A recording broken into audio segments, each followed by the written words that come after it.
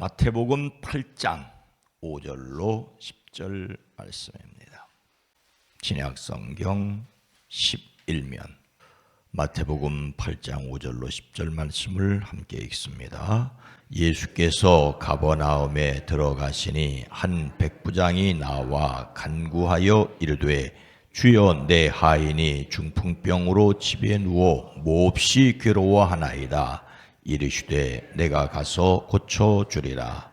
백부장이 대답하여 이르되 주여, 내 집에 들어오심을 나는 감당하지 못하겠사오니 다만 말씀으로만 하옵소서. 그러면 내 하인이 낫겠나이다. 나도 남의 수하에 있는 사람이요 내 아래에도 군사가 있으니 이더러 가라 하면 가고 저더러 오라 하면 오고 내 종더러 이것을 하라 하면 하나이다. 예수께서 들으시고 놀랍게 여겨 따르는 자들에게 이르시되 내가 진실로 너에게 이르노니 이스라엘 중 아무에게서도 이만한 믿음을 보지 못하였노라. 아멘. 오늘도 그리스도 예수 안에서 승리하시기를 주의 이름으로 축복합니다. 나아만은 아람 왕 수리아의 왕 벤하닷 1세 때, 지금부터 3000년 전쯤 군대 장관이었습니다. 그는 유능한 장군으로서, 용사로서 왕과 백성들에게 신망을 한 몸에 받았습니다. 지금부터 3000년 전, 당신은 힘 있는 자, 군대의 힘이 강한 자가 그 당시 그 지역을 다스렸습니다. 벤하닷은 뛰어난 군사력을 바탕으로 그 지역을 호령했지요. 그 중심에 나아만이 있었습니다. 북이스라엘도 그 압박 아래에 있었습니다. 하지만 나아만은 나병 환자였지요. 나병은 누구나 싫어하는 병이기는 하였지만 아람에서는 이스라엘처럼 격리되지는 않았습니다. 피부병으로 사람을 매우 귀찮고 고통스럽게 하는 질병으로 취급되었습니다. 그런 그에게 복음이 들렸습니다. 나만의 아내 시중을 드는 여자 아이가 엘리사에게 가면 고칠 수 있다는 것이었죠. 나만은 즉시 자기 왕에게 보고하고 떠날 준비를 하였습니다. 왕의 편지와 많은 선물을 가지고 이스라엘 왕에게로 왔습니다. 여자아이의 말은 사마리아 선지자 엘리사가 고치리라고 하였는데 이스라엘 왕에게 명령하는 외교적 절차를 밟았습니다. 그런데 아람 왕의 편지를 받은 이스라엘 왕은 기절할 듯하였지요. 자기 옷을 찢으며 말합니다. 내가 사람을 죽이고 살리는 신이라도 된단 말이냐? 이렇게 사람을 보내어 나병을 고쳐달라고 하니 될 말인가? 이것은 분명히 공연히 트집을 잡아 싸울 기회를 찾으려는 것이니 자세히 알아보도록 하시오. 이스라엘 왕이 낙심하여 옷을 찢었다는 소식을 엘리사가 듣고 사람을 보내 나만을 자기에게 보내라고 하죠. 나만은 군마와 병거를 거느리고 엘리사의 집 앞에 멈추었습니다. 그런데 그가 들은 말은 엘리사가 나와보지도 않고 하인을 시켜 요단강으로 가서 몸을 7번 씻으면 다시 깨끗하게 될 것이라는 것이었습니다. 그래서 나만은 어떻게 하였습니까? 그는 그 말을 듣고 화가 나 발길을 돌렸지요. 적어도 엘리사가 직접 나와서 정중히 나를 맞이하고 그의 하나님의 이름을 부르며 상처 위에 직접 안수하여 나병을 고쳐 주어야 도리가 아닌가. 그렇게 불평하고 나서 발길을 돌려 분을 참지 못하고 떠나갔습니다. 이런 나만과 전혀 다른 사람이 오늘 말씀에 나오는 백부장입니다. 가버나움의 로마군 백부장은 그의 병든 하인을 예수님께서 가서 고쳐주겠다고 하시자 뭐라고 말하였습니까? 8절 말씀을 보면 백부장이 대답하여 이르되 주여 내 집에 들어오심을 나는 감당하지 못하겠사오니 다만 말씀으로만 하옵소서. 그러면 내 하인이 낫겠나이다. 예수님께서 가버나움에 들어가셨을 때 한 백부장이 나와 간구합니다. 그는 로마군 지휘관으로 가버나움에서는 로마의 공권력을 대표하는 사람입니다. 그런데 그가 예수님께로 왔습니다. 그것도 자기 하인이 중풍병으로 집에 누워 몹시 괴로웠기 때문이었죠. 그래서 예수님은 내가 가서 고쳐주겠다라고 말씀하십니다. 로마군 백부장이 하인을 위해 예수님을 찾아와 부탁한 것도 특별한 일이었지만 예수님께서 그의 집에 가서 고쳐주겠다고 하신 것은 더욱 특별하였습니다. 백부장은 그 지역의 치안뿐만 아니라 정보를 관리하고 있었기에 예수님의 행동을 관찰하고 있었을 것입니다. 그리고 자신의 하인을 위하여 부탁하였습니다. 그런데 예수님께서 그의 집에 가겠다고 하시자 그는 깜짝 놀라 손사래를 칩니다.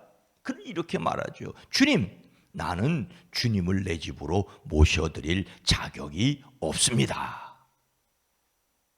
그저 한마디 말씀만 해주십시오. 그러면 내 종이 나을 것입니다.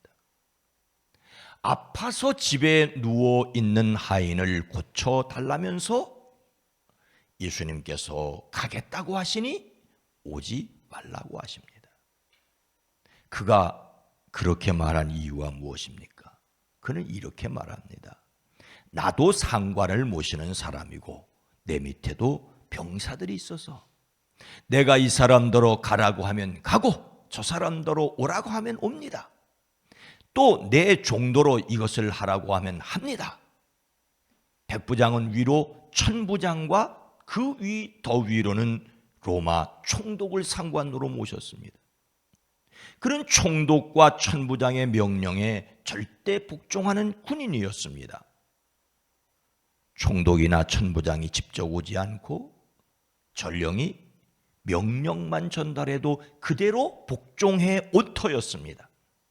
그리고 그의 부하들도 그가 가서 말하나 전령을 보내서 말하나 그대로 충성하는 군인들이었습니다. 그러니 예수님께서 말씀만 하셔도 병이 나을 것이라고 하였습니다. 여기에서 우리는 생각해 보아야 합니다. 다만 말씀으로만 하시라고 백부장이 말하였을 때 예수님께서 그를 칭찬하신 이유가 무엇이겠습니까? 10절 말씀입니다. 예수께서 들으시고 놀랍게 여겨 따르는 자들에게 이르시되 내가 진실로 너희에게 이르노니 이스라엘 중 아무에게서도 이만한 믿음을 보지 못하였노라. 다만 말씀으로만 하옵소서. 그러면 내 하인이 낫겠사옵니다라고 말하는 백부장의 말을 예수님이 들으시고 놀랍게 여기셨습니다. 그리고는 따라오는 사람들에게 말씀하십니다. 나는 지금까지 이스라엘 사람 가운데서 아무에게서도 이런 믿음을 본 일이 없다. 이것은 예수님의 제자들 그들보다도 훨씬 훌륭한 믿음을 가졌다는 말씀입니다. 예수님께서 백부장을 칭찬하신 핵심은 예수님 말씀 능력을 믿었다는 것이지요. 사람들은 예수님이 일으키는 기적을 보고 따라다녔습니다. 어떤 사람은 보고도 믿지 않고 의심했습니다. 그런데 그는 곁에서 말씀하시든지 가시지 않고 여기서 말씀하시든지 말씀만 하셔도 그 능력이 나타나는 하나님으로 예수님을 믿었던 것이지요. 예수님은 그의 믿음을 칭찬하시며 이렇게 말씀하십니다. 내가 너희에게 말한다. 많은 사람이 동과 서에서 와서 하나님 나라에서 아브라함과 이삭과 야곱과 함께 잔치에 앉을 것이다. 그러나 이 나라의 시민들은 바깥 어두운 데로 쫓겨나서 거기서 울며 이를 갈 것이다. 예수님께서는 이 일을 통하여 믿음 없는, 믿지 못하는 유대인들의 마음을 꾸짖었습니다. 그리고 예수님께서 백부장에게 말씀하시죠. 가거라, 내가 믿은 대로 될 것이다. 바로 그 시각에 그 종은 나았습니다. 예수님은 어느 곳에든지 거리에 관계없이 말씀하실 수 있는 분입니다. 그런데 일반적으로 사람들은 가버나움 백부장보다는 아람 군사령관 나만과 같은 태도를 보입니다. 하나님의 능력이 아니라 사람들이 어떻게 해주느냐는 그 행동을 보고 단지 마음의 위로를 삼을 뿐이지요. 그래서 우리는 우리의 삶을 돌아봐야 합니다. 로마 군인 백부장이 예수님께서 말씀하셔도 그의 종이 나을 것을 믿었던 것에서 우리가 본받아야 할 것은 무엇이겠습니까? 성경은 예수 그리스도는 어제나 오늘이나 영원토록 동일하시느니라고 하십니다. 그런데 이런 예수님을 믿는 것이 아니라 인간의 말이나 몸짓을 믿는 것은 아닌가 하는 생각에 마음이 씁쓸할 때가 있습니다.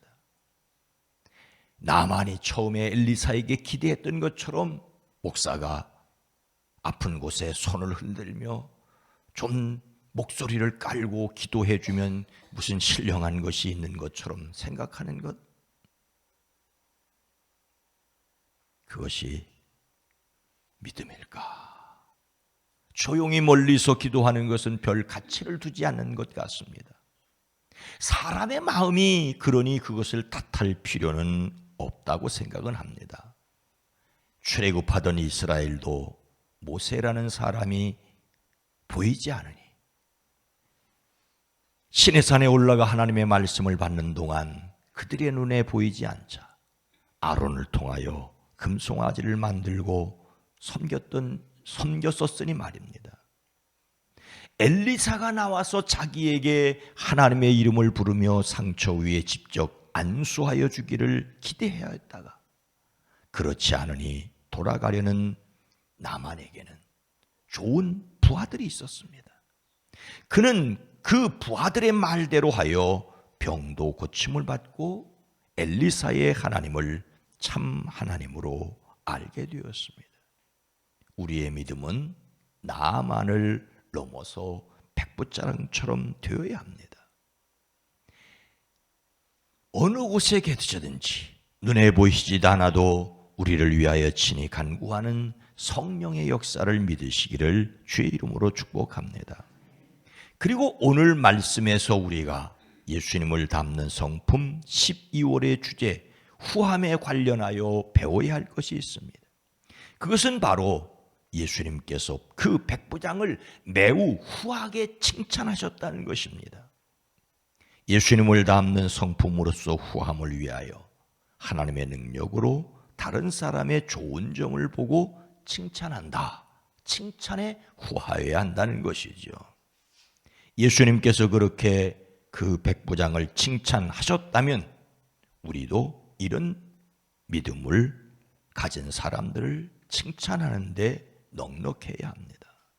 믿음의 사람으로서 서로의 좋은 점을 칭찬할 수 있기를 또한 주의 이름으로 축복합니다. 거룩하신 하나님, 자비로우신 주여, 우리에 앉고 서며 나가고 들어가미 매일매일 오고 가는 시간이 아니라 하나님이 함께 계셔서 우리를 도우시고 지키시고 인도하심을 믿기에 담대히 살아가게 하옵소서. 눈으로 보이는 것과 손으로 만질 수 있는 것을 최고의 가치로 여기는 세계 속에서 생각하고 느끼는 것 그 이상을 넘어 내가 느끼지 못해도 내 일생을 주관하시는 하나님을 믿기에, 영원하신 하나님을 믿기에 담대히 살아가는 사람들이 되어지게 하옵소서. 성령 하나님, 물질 문명의 세계 속에서 믿음을 가졌노라 하는 우리들조차 우리의 믿음을 물량적인 것으로 계산하기가 너무 쉬운 세상을 살아가고 있습니다. 주여, 영원한 것을 바라보기에 오늘 한 날도 승리하게 허락하여 주시옵소서. 며칠 남지 않은 이제 하루, 이 하루를 복되게 하옵소서. 예수님의 이름으로 간절히 기도드리옵나이다. 아멘. 오늘 말씀을 보며 다른 사람의 좋은 점을 칭찬하게, 우리 교회가 서로 좋은 점을 좋게 여기는 사람들이 되어지도록, 그리고 이 세상이 2024년도에 희망을 품고 살아갈 수 있기를 함께 기도하겠습니다.